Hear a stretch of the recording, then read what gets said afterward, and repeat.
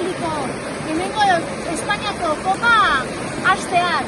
Oraindik ez dugu konpetitu eta, gogoekin ja konpetizioan martxan jartzeko.